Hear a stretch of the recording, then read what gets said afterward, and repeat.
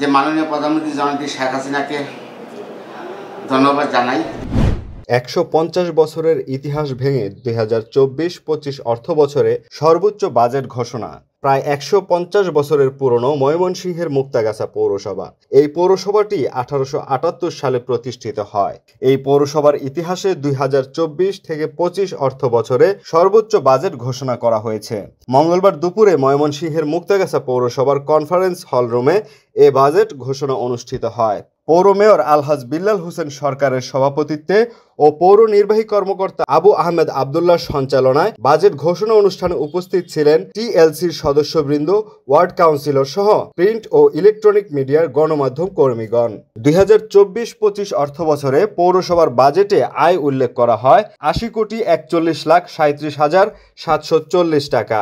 ব্যয় নির্ধারণ করা হয় ৭৮,৯৩,৯৬,৯৬,০০০ টাকা ও উদ্বৃত্ত ধরা হয় ৪,89,৭১,২৪৮ টাকা। এবারের বাজেট সম্পর্কে পৌর মেয়র জানান, রাজস্ব খুব বেশি পরিবর্তন হয়নি, তবে বিভিন্ন প্রকল্পের কারণে এবারের বাজেট বেশি বরাদ্দ করা হয়েছে।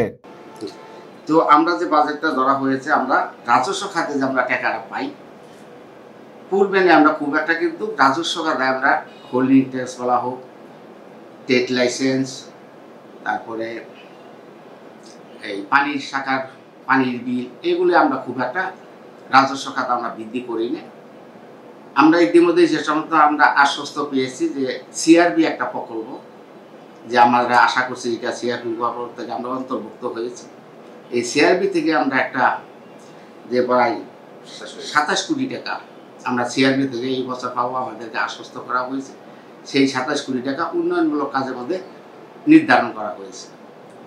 এবং পরবর্তী আমাদের যে 9 টাউনের যে একটা প্রকল্প প্রক্রিয়াধীন আছে, এখান থেকে আমরা আশা করছি যে ৫০ কোটি টাকার আমরা সর্বমোট আমরা বরাদ্দ পাবো। কিন্তু এই 9 টাউন থেকে বলা হয়েছে প্রতি বছর ১০ কোটি টাকা ওনারা দিবে, তাই আমরা ১০ কোটি টাকা আমরা 9 টাউন থেকে আমরা এই বাজেটে ধরেছি উন্নয়নমূলক কাজ করার জন্য।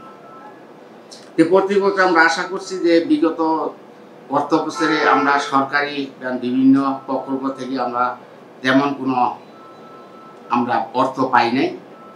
তে বিভিন্ন অফিসে আমাদেরকে আশ্বস্ত করেছে যে মুক্তাগাছা পৌরসভা একটি পুরাতন পৌরসভা, সেই হিসাবে পৌরসভার অনেক কাজের প্রয়োজন, সেই দিকে বিবেচনা করে প্রকল্প পরিচালক যারা আছেন ওনারা আশ্বস্ত করেছে আমাদের মুক্তাগাছা পৌরসভাকে যে আমরা এই দৃষ্টিনন্দন পৌরসভা হিসাবে রূপান্তরিত করতে পারি, সেই জন্য ওনারা আমাদের এই সমস্ত বরাদ্দগুলো দিলে আমরা এই বরাদ্দ দিয়ে আগামী অর্থ বছরে যে মুক্তাগাছার যে সমস্যাগুলো, যে রাস্তা, ড্রেন, বিদ্যুৎ, এই সমস্ত আমরা কাজ যদি করি, তাই মুক্তাগাছা পৌরসভাকে আধুনিক পৌরসভা হিসাবে রূপান্তরিত হবে।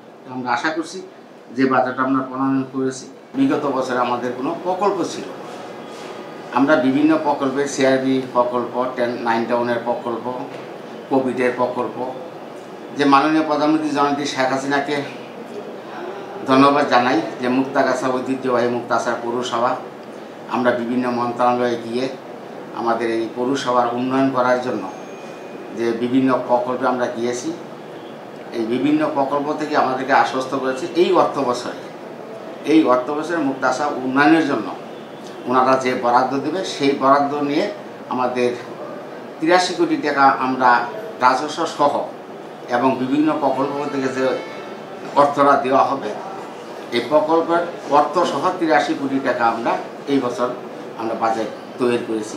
এ সময় তিনি আরো বলেন, জননেত্রী শেখ হাসিনার স্বপ্ন বাস্তবায়নে এমন বাজেট খুবই কার্যকরী ভূমিকা রাখবে। ইফতেখারুল আলম সজীব, সিবিসি বাংলা।